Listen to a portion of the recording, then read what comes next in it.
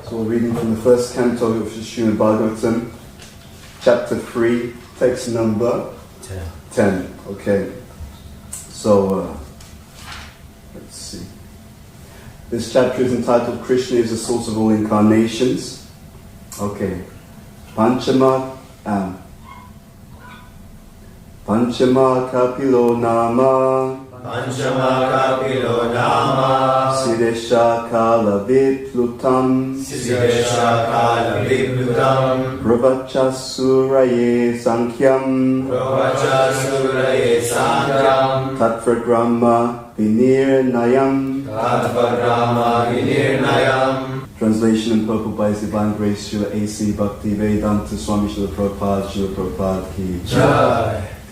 The fifth incarnation, named Lord Kapila, is foremost among perfected beings.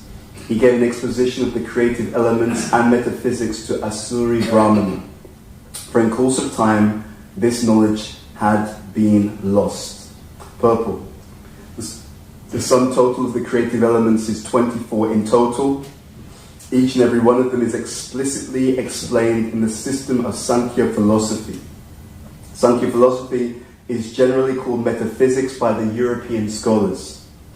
The etymological meaning of Sankhya is that which explains very lucidly by analysis of the material elements.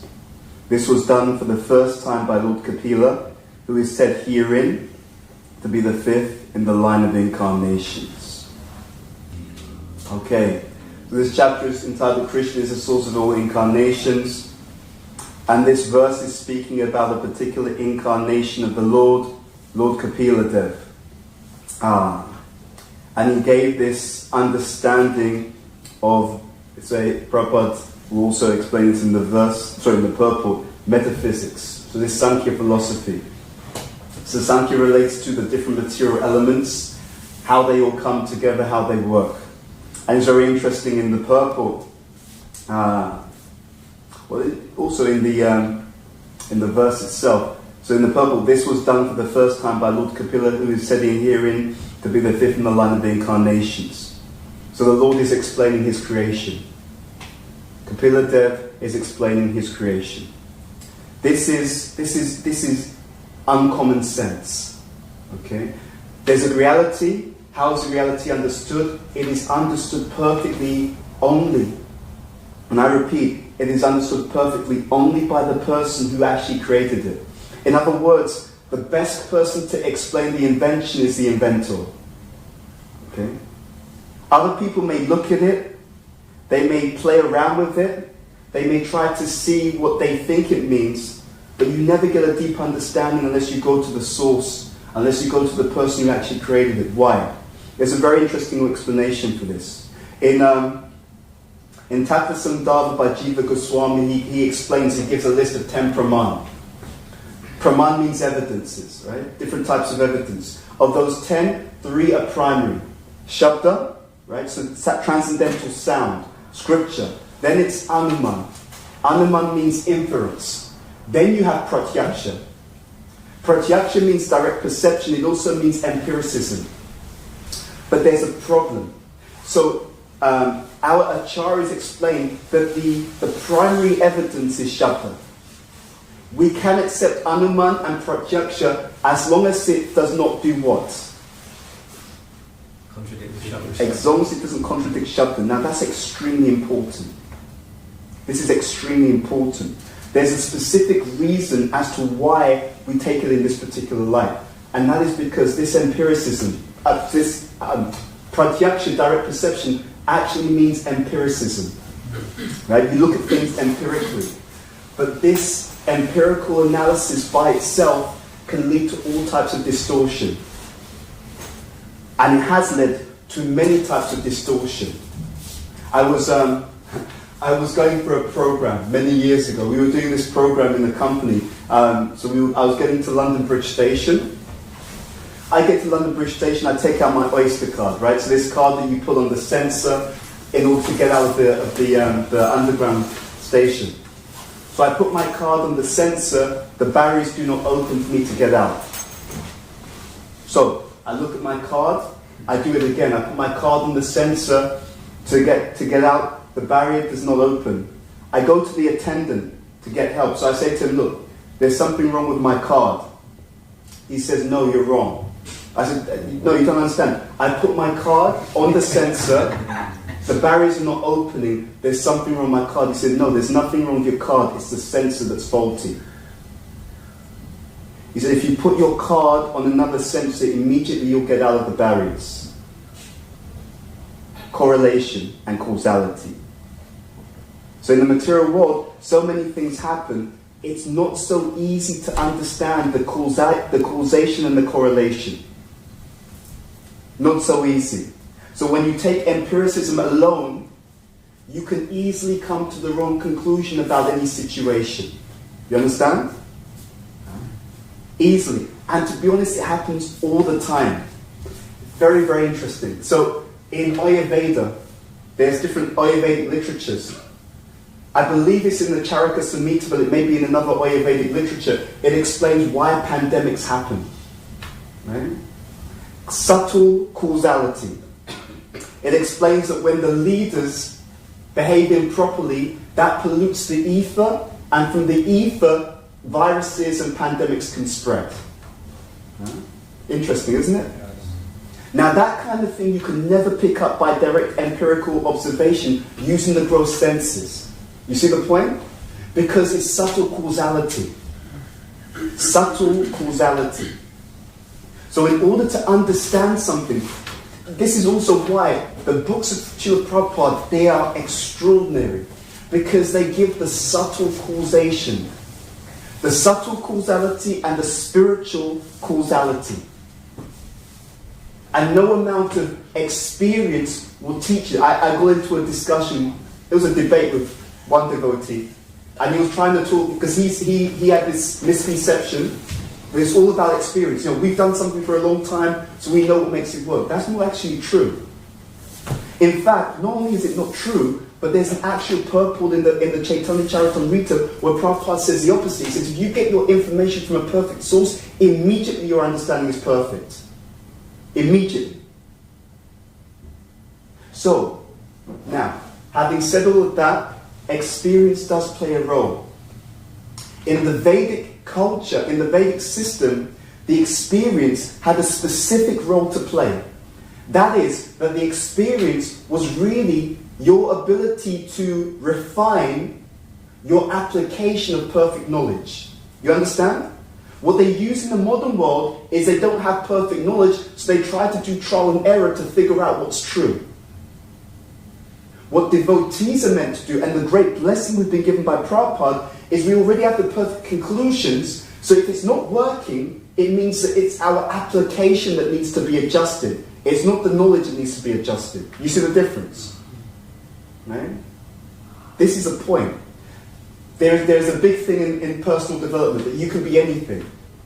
You've ever heard that before? You can be anything. You know, you just have to believe in yourself and go out there and be determined. It's not true. Untrue. Right? Now, when people say you can be anything, then next comes the story, the bio. I was down and out, living by myself on benefits, thinking that I was depressed and down, thinking that life wouldn't work, no one would look at me, the girls would not talk to me, and then I discovered the book. Right? I went on my self-help course, I went out there, pumped up, went out there, started my first business, now I'm a millionaire, and you can do it too, love. This is kind of acting that comes up. But it's not true. Now the person who says that, you know what? They may even be telling the truth. Up to that last sentence, by the way, that everyone can do. They may even be telling the truth. Now, let's just follow this. Let's say that you have someone who is a bit down and out. And then he goes on a particular course. And then he starts his own business, and the business is a great success. Now, all of that may be true. That may be an empirical fact. But now the difficulty is the conclusions that he reaches from his own experience. What's the conclusion? He says, I'm a human being, I went on a course, I made money starting my own business after going on the course about business. All of that may be empirically true. The difficulty is the conclusions. The illogical, hidden Conclusion. What's he done? Okay, I'm a human being, I went on a course and I applied what I learned and I can make money. He doesn't see that, yes, you're a human being, but you have a nature for business already. All human beings are not the same. It's very interesting. When you do the research, so many times they've done research about the population of the world. Jai Shishi Radha Londonishvara, Shishi Gaunitai, Shishi Jagannath Baladev Subhadra Maharani, Sri Guru Prabhupada, Sri Prabhupada. There you go. So that human being says, because I went on a course for business, I've now started my own business and it's made money, therefore every other human being can do it. No, that's wrong. If he knew spiritual knowledge, he would then understand, no, but you're by nature a business person.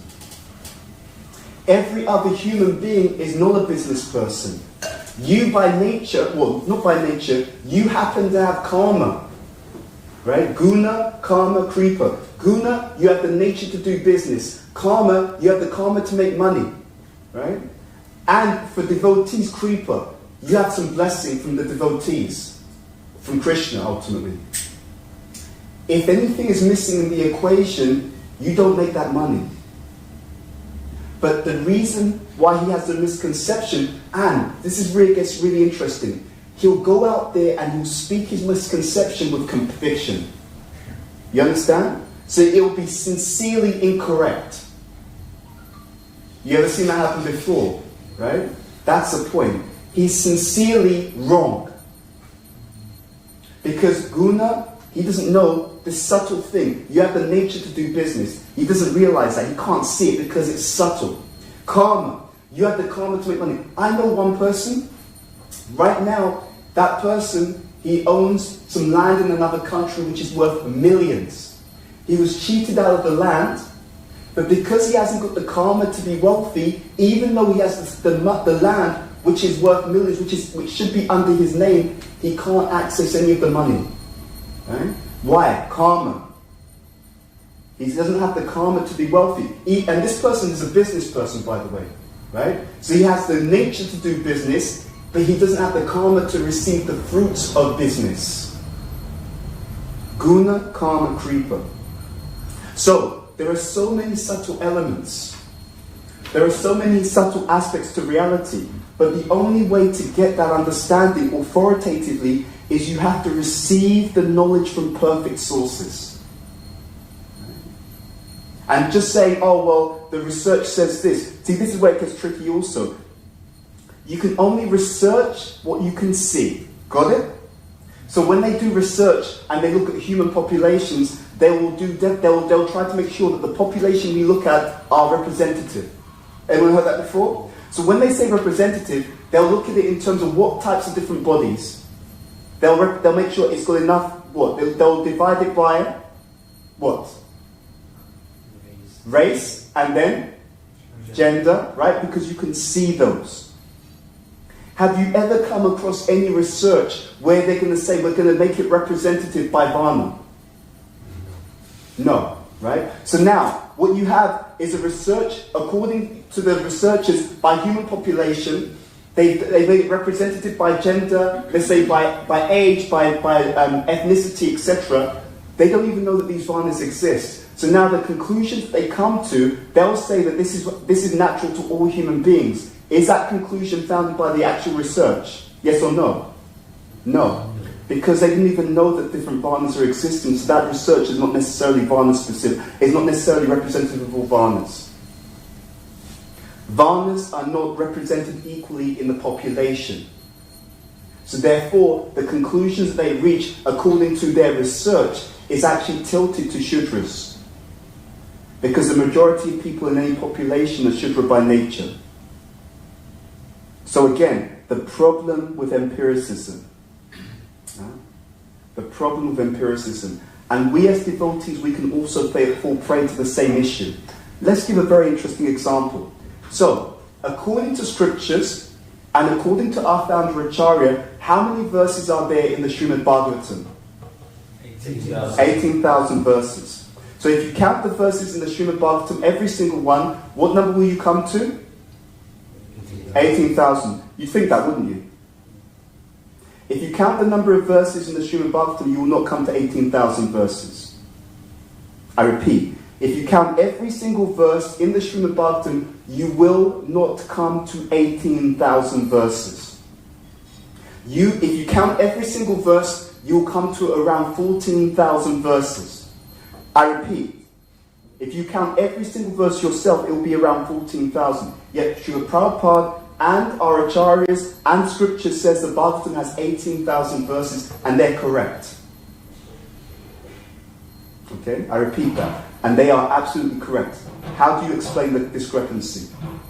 There's more verses in the ethnic language? No. I'll explain how this works. And this is also why it's very important. This point, Lord Kapila have explained this. This is why we get the explanation. First is from Krishna. He's explaining down the parampara line. Then we hear it from those who are perfectly in that line. Because when we hear it perfectly from those who are in that line, then we understand it in a way that we couldn't understand it otherwise. It has to be explained by the acharyas. So this is how it works. So in this verse, or in this chapter, for example, we have the famous verse, this Paribhasa Sutra. Ete chamsa kalapumsa krishnastu bhagavan swayam. Now, this verse, just like this one that we're reading, it uses a certain meter, right? You know that? Right, so 8 syllables. Ete chamsa kalapumsa, right? 8 syllables. Krishnastu bhagavan swayam. 8 syllables. So 4 lines, 8 syllables on each line, which adds up to how many syllables in the verse? 16. No, 8 times 4. 32, right? So 32 syllables in this particular verse. This size of verse, when it's 8 syllables per line, 4 lines, this is called the Anushtup Chanda. It's a particular meter. So what happens is if you take this Anushtup Chanda as the average size of a verse, right? So 32 syllables, 8 syllables a line, 4 lines, so 32 syllables in total. If you take that structure or that let's say that template, and then you divide all the syllables in the entire Bhagavatam by that particular meter, then you come to 18,000. Right? But if you don't do so, what it means with this average verse size, there are 18,000 verses, so it's correct.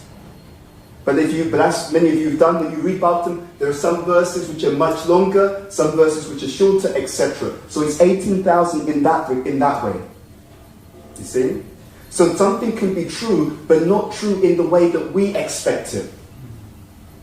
You understand the point? That's how it works. So there are so many subtleties to the teaching.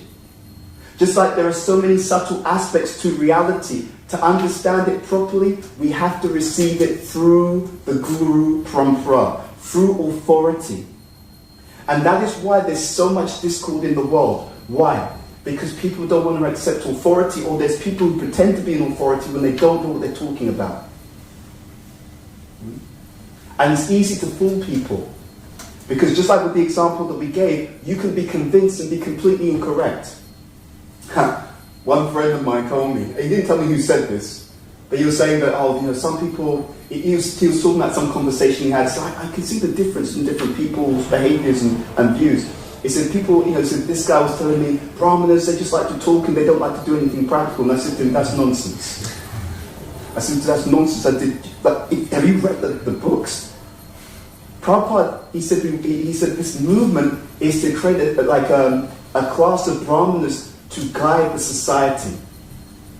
I was telling one friend, I said, it's the difference between someone... I won't give that example actually. But anyway, the body needs a head. Let's put it that way.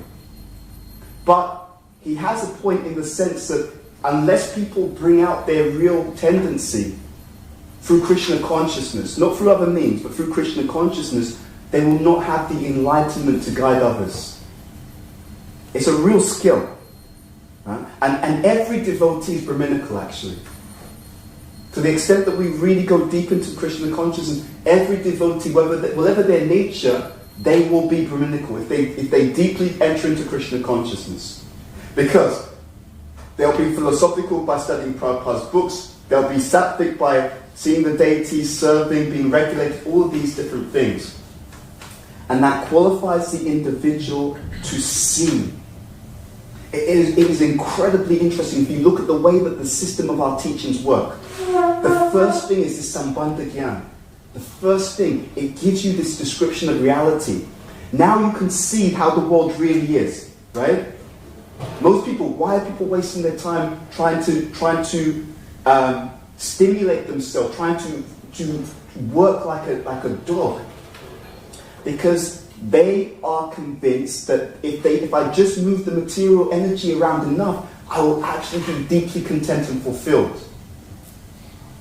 And unless they become Krishna conscious, that person will go to the grave with that same misconception. And not just misconception, bitterness.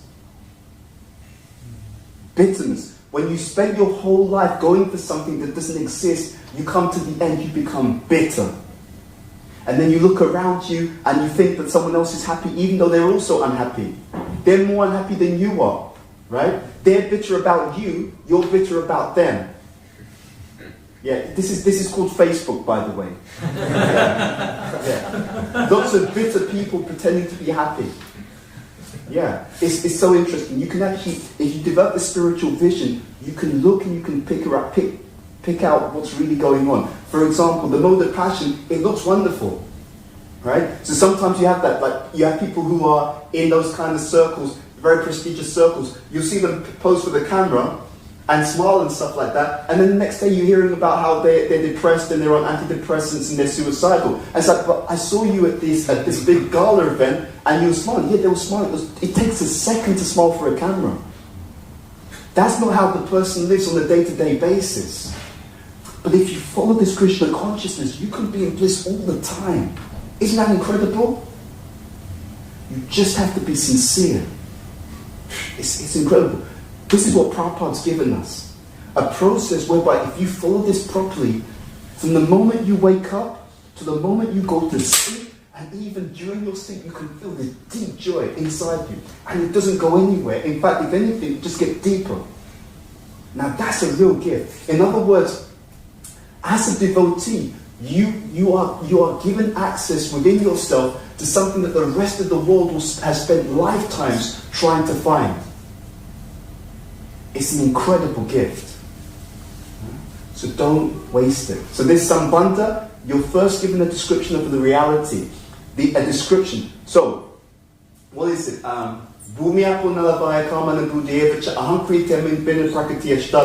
these elements that Kapila Muni is explaining, earth, water, fire, air, ether, mind, intelligence, false ego, he's explaining all of these things. And what's very interesting, Krishna, that same Supreme Lord who appears as Kapila Muni, he then says, Apariyamitastvanyam, Prakritim Vidimepram, Jiva Bhuta Mahabaho, Yayadamdayate Jagat. That he's explained all these elements. He says, then there is a living entity who's superior, right? Who's trying to exploit these material elements. Apariyam. Above these elements is a living entity. Now, Krishna will also explain what happens if we stay in this space of trying to exploit. Devyesha gunamayi, mama maya duratyaya. Right? Duratya means this divine energy of mind consisting of the three modes of material nature. Duratya means what? Very difficult to overcome. And Krishna's being generous. It's not difficult to overcome, it's impossible to overcome. For example, your material body is growing old and will die. Try to overcome it. Good luck. But he says, so Devyesha gunamayi, mama maya duratya, mame vaya prapadyante. Prapadyante means to surrender. But if you surrender, he says, mayam etam taranti te. You can overcome this material energy like that very easily. And you'll see if you look closely at the devotees, there's different degrees of overcoming the material energy. Right? They're much older, they look much younger. Right? They're more experienced, they're not bitter and resentful, they're more joyous. You can reverse the process of material creation by the engagement in devotional service. That's how it really works. So dive deep and take it serious. Okay, we'll stop there.